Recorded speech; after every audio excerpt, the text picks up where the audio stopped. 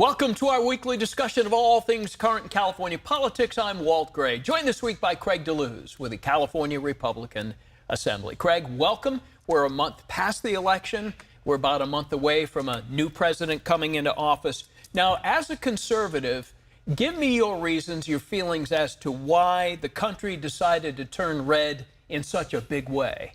Well, I think it goes back to when Ronald Reagan once said, "I didn't leave the Democratic Party left me." We've gone through some very tough economic times. We've seen how our stature on the world stage has been diminished. We've seen crime in the streets.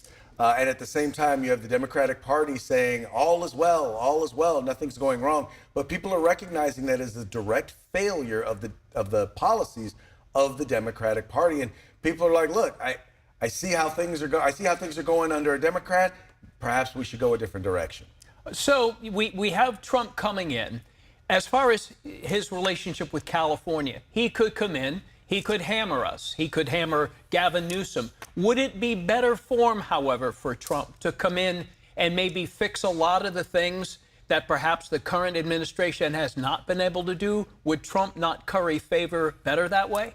Well, and see, that's actually, when he talks about retribution, he says that success is going to be his retribution, implementing policies that are going to improve the lives of everyday Americans. Where that's going to become a challenge is when California fights against those policies, those tax cuts, those deregulation, enforcing of laws, things along those lines that are actually going to improve the lives of Californians. As California fights against them, well, then it's going to make things a lot harder on them. As the rest of the country is going to improve, California is going to be stuck in the situation that's currently in.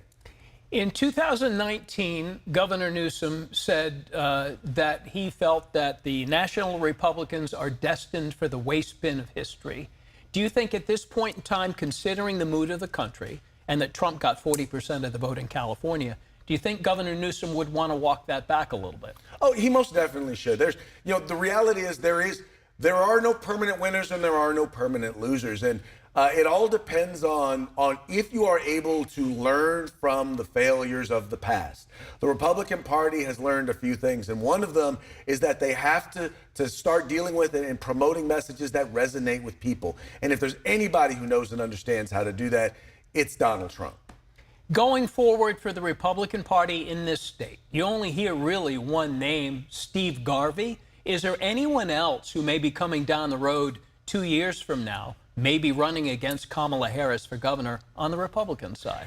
I don't know about necessarily running for governor in the next few years, but I think that the Republican Party didn't get into this position in the state of California overnight.